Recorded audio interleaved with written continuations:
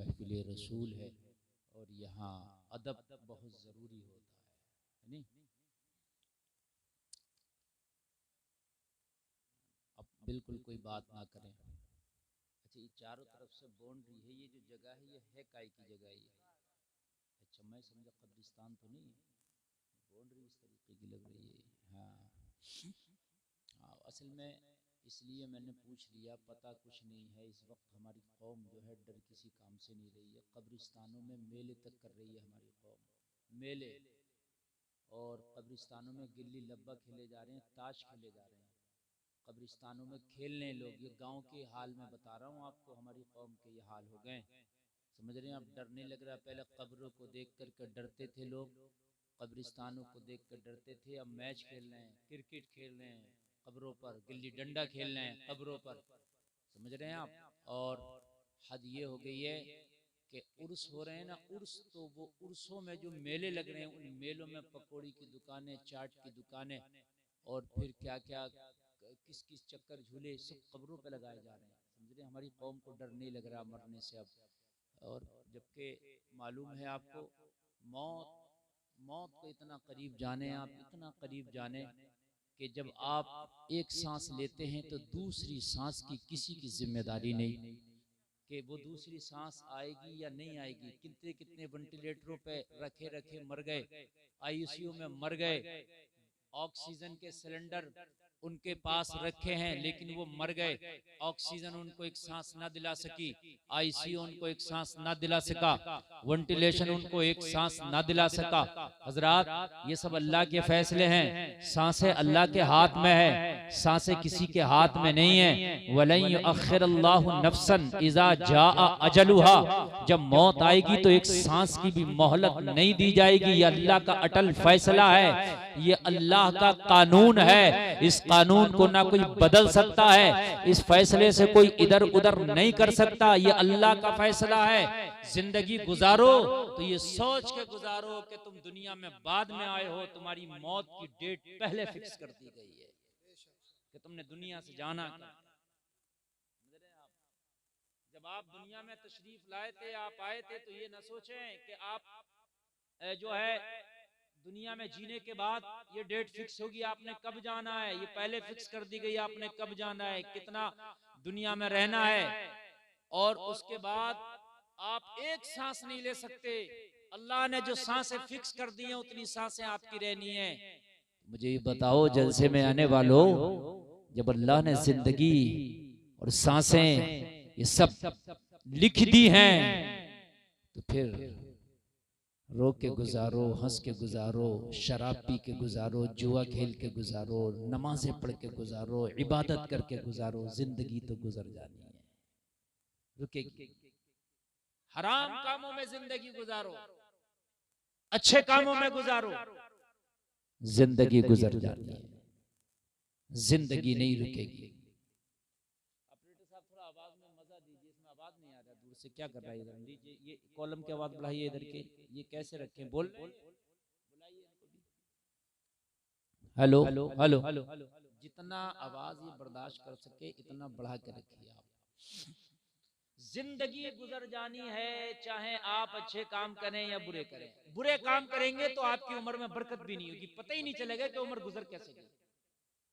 बात समझ रहे हैं आप? पता ही नहीं चलेगा, हाय मैंने क्या किया। जब इंसान के सामने मौत का फरिश्ता आएगा तो सोचेगा हाय मैंने क्या किया, मैं इससे तो अच्छे काम कर लेता तो बड़ा अच्छा रहता, काश अब मुझे थोड़ी सी मोहलत मिल जाए। लेकिन खुदा की कसम, मौत का फरिश्ता किसी का रिश्तेदार नहीं लगता कि उसे मोहलत दे जाए। बात समझ रहे हैं आप? बहुत से लोग कहते हैं कि फलानी जगह मैयत हुई यार, वो मर गया, फिर दोबारा से उसका कफन पहना दिया और साहब उसका जनाजा भी पढ़ दिया, वो तो फिर जिंदा हो गया। ये ऐसा कभी नहीं हो सकता, मर गया तो मर गया, दोबारा जिंदा नहीं हो सकता। बात समझ रहे हैं आप? हाँ, फिर नहीं आ सकता। वो सकते का मर्ज हो सकता है, उसकी सांस रुक गई वो अलग बात है, धड़कन रुक गई कुछ अलग बात है, लेकिन भाई मर गया तो फिर वापस नहीं आएगा। हमारे यहाँ ये कोई तसव्वुर नहीं, किसी के यहाँ 7 जन्म का तसव्वुर है। अल्लाह ने एक ही दिया, एक ही बस। इसके बाद जब आप मिलोगे तो मैदान महशर होगा, जब आप मिलोगे तो ये दुनिया का निजाम ही नहीं होगा, वो निजाम आखिरत में आप कदम रख चुके हो। और आपने क्या जमा किया है वो रजिस्टर आपके हाथों में दे दिया जाएगा। आपने क्या किया है क्या नहीं किया है वो सारा रजिस्टर आपके हाथों में, और उसमें आपने जो जो किया होगा सब नोट होगा। किसी की ईख में से चुरा के गन्ना तोड़ा है वो भी लिखा होगा, किसी की मिर्ची तोड़ी है वो भी लिखा होगा, किसी का नुकसान किया है वो भी लिखा होगा। बहुत से लोग फ्री का नुकसान कर देते हैं, उनको भी फायदा नहीं है मगर फिर भी नुकसान कर देते हैं। ऐसा भी होता है, उनका फायदा भी नहीं है मगर फिर भी नुकसान कर देते हैं। ऐसे भी है, वो भी लिखा होगा, समझ रहे हैं आप? वो भी लिखा होगा। ये जो जानवरों को सताते हैं, समझ रहे हैं आपने, किसी ने कुत्ते के बच्चे को मार दिया, किसी ने मेंढक को मार दिया, ये भी लिखा होगा। जानवरों को आपने पाला, उनकी हैसियत से बढ़ के उन पर बोझ डाला, वो भी लिखा होगा। अब जानवरों को पालते, उनकी हैसियत से बढ़ के उनसे बोझ न डाले। आप भैंस पाल रहे, उसका जो बच्चा है दूध दुहें तो इतना जरूर बाकी छोड़ दे कि उसके बच्चे के पीने के लायक रह जाए। ऐसा नहीं है कि 50 रुपए किलो दूध बिक रहा तो सभी निचोड़ने हैं आप। उस बच्चे का भी हक है, जो उसका बच्चा है भैंस का, उसके लायक भी छोड़े आप।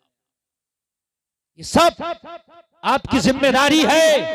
जो बिना सोचे समझे यार कुछ भी खा ले कुछ भी पी ले, वो तो जानवर होते हैं।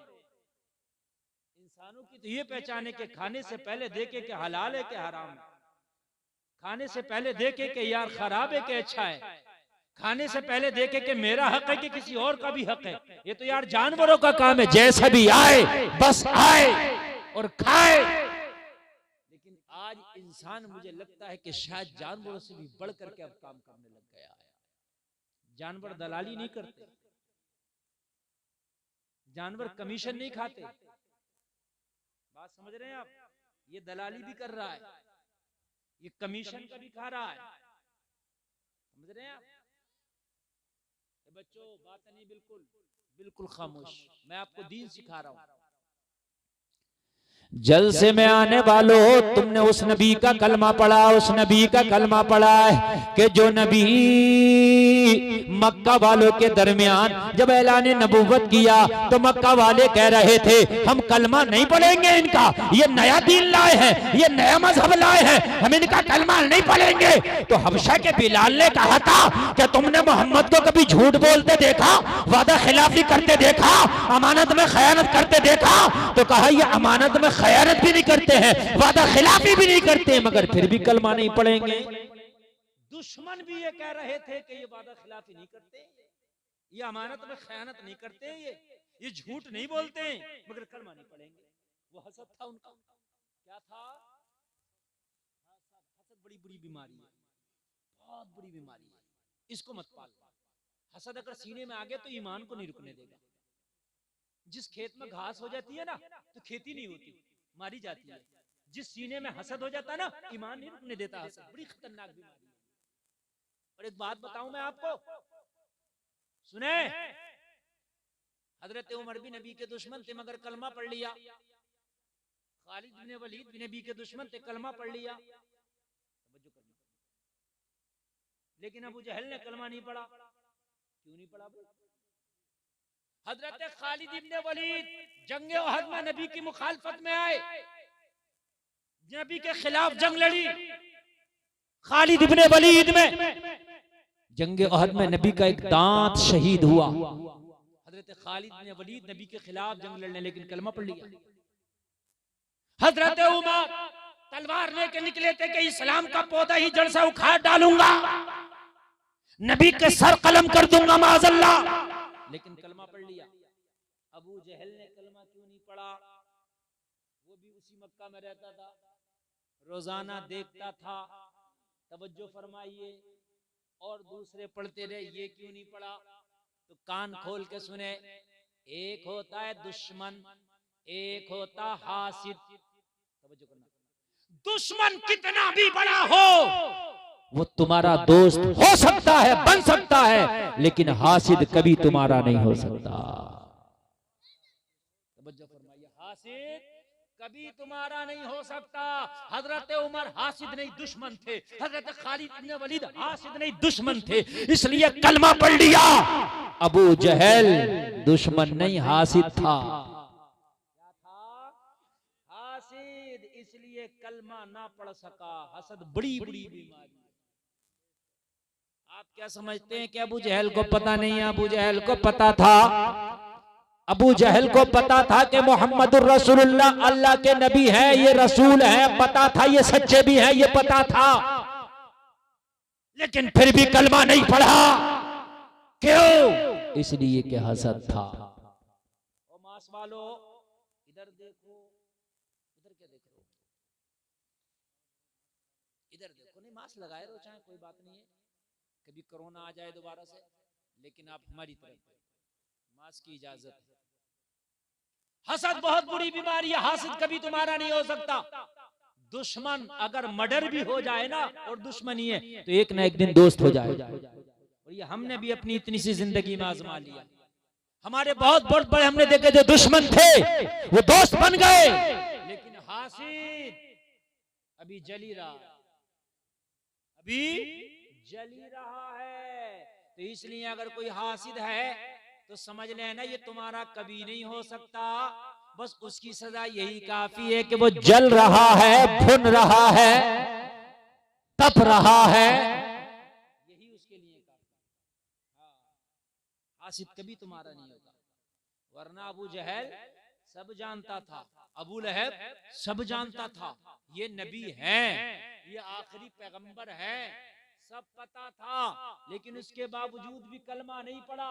हद ये है, सुने अबू जहल का हाल तो ये था, एक दिन नबी के घर के पास से गुजरा तो क्या देखा कि नबी अपने घर में कुरान की तिलावत कर रहे हैं।